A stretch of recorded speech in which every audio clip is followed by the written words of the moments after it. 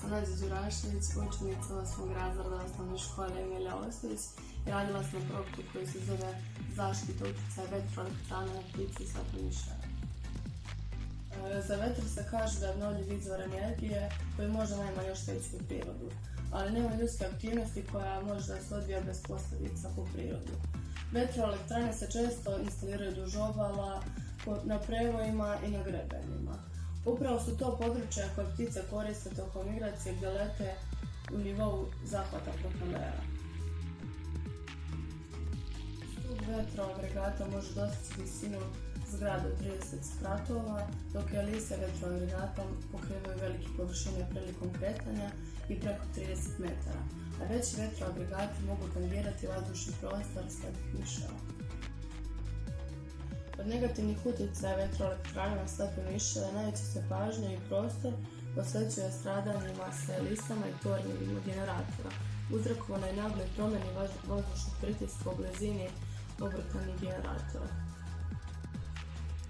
Živi svijet koji je direktno fizički ugrožen. Od elisa vetroturbina su pre svega ptice i slatki miševi. Za 30 godina koliko se energija vetra koristi, bilo je mnogo kritika da vetroparkovi zapravo predstavljaju gubilišta ptica. One su kožne naročito za velike ptice, pre svega ptice grabljivice, ronje i pelikana. Velike ptice koje sporije i teže nervišu u vazduhu su u većem riziku od sudara, ali ptice sa dobrim manevarskim sposobnostima kada proleću u zoru ili sumrak teže primete vetrenjače. Zato smo mi na našu vetrenjaču postavili zvučnik koji je povezan sa senzorom i preko dana bi on malo slabije reagovao kada bi ptica proletala iznad njega, a uveče i tokom noći bi bio sve jači zato što je nivo svetlosti opada tako bi ptice bile zaštićene.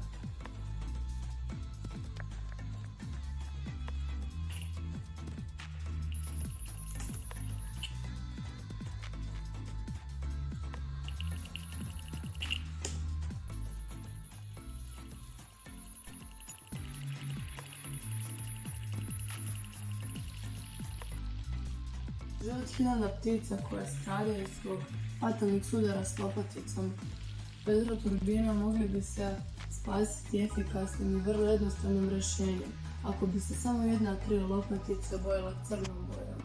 Bojanjem jedne lopatice crnom bojom može postići efekat pokretne mrlje, čime bi ptice lakše uočile kao veliki mutni krug izbjegavale fatalan udar. Generatori vetroelektranama koriste kinetičku energiju vetra za pokretanje turbine koja se zatim proizvodi električnu energiju što ćemo demonstrirati na našem projektu. Obrtanje propelera turbine uključuje se svetlo na modelu što će pomoći slepim miševima da uoče vetroturbine. Također našim projektom smo predvidjeli automatski zvučni signal koji se aktivira senzorom čim ptica dođe u blizinu propelera turbina, zvučni signal se aktivira što ćemo pozitivno djelovati na pticu da uoči opasnost.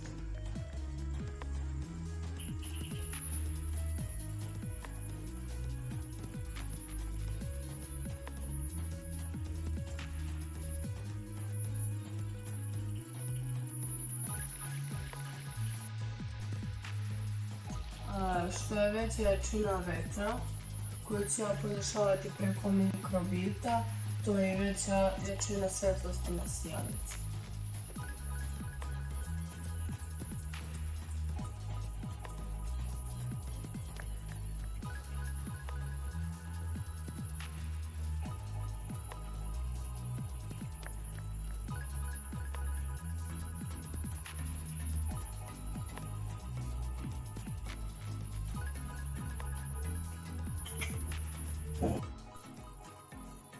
Kada se ptica približi i nivo svjetlosti na lampi nije isti, a samim tim reaguje svjetlosnog senzora ugrađen na senzor bord ploče.